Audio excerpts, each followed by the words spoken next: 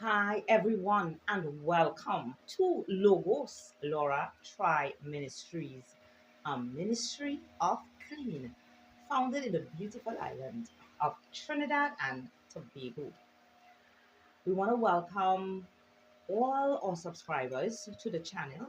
I want to thank God for you and for listening to Word News, a fresh manna from the throne of grace to the human race.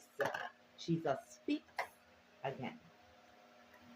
Our topic today is something I would have shared one of my first videos, and the topic is sever the cord.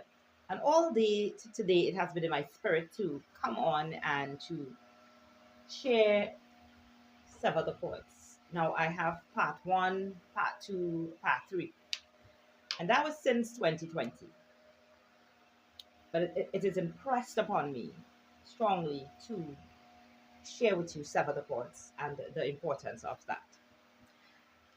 The videos for sever the cords would be broken up into different parts so that you can get the the time to actually absorb or to receive by clarity and understanding what is severing the cords, as well as it gives you time to listen to one video and then you can listen the next.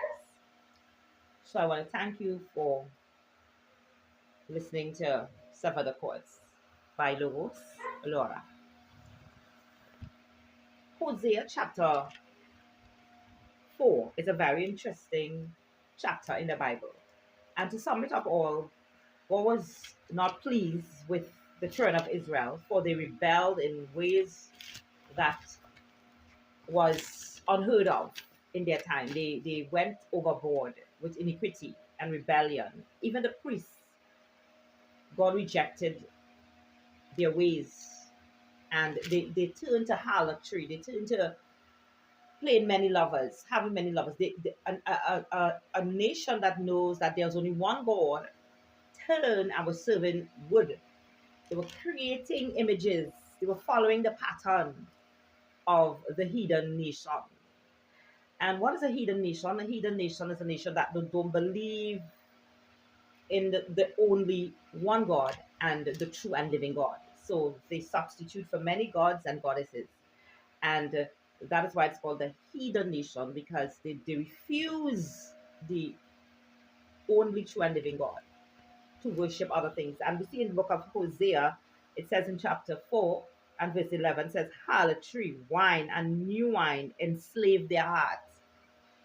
My people ask counsel for their wooden idols. So they made images, and then they would go to these images that they made, that they cut from the tree that God made, that the tree that had life before they cut it. They make graven images out of these things, and then they go to it and they bow and they ask questions. They say, they ask for the future, they ask for money, they ask for their land to be protected. When Israel know that God is the one that created them, God is the one that sent the mist on the earth to water the earth in Genesis, and then God sent rain in the days of Noah. They knew about all these things, yet they turn away and serve other gods. So Hosea is highlighting the sins of Israel, and it's no different today, the sins of the people of God, because we are all grafted into the commonwealth of God. So there's not just Israel seen as God's people.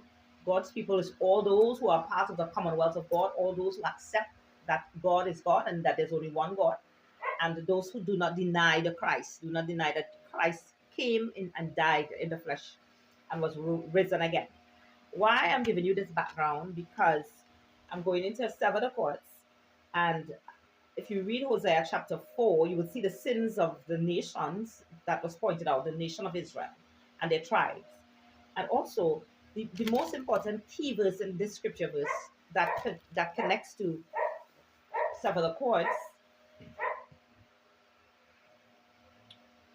is, my people are destroyed for lack of knowledge. And Hosea 4, God states that his people is destroyed for lack of knowledge.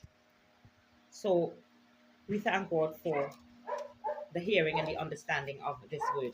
So I'll be right back to get right into the meat of the message. So thank you for listening to this introduction, and we're coming back to share several reports.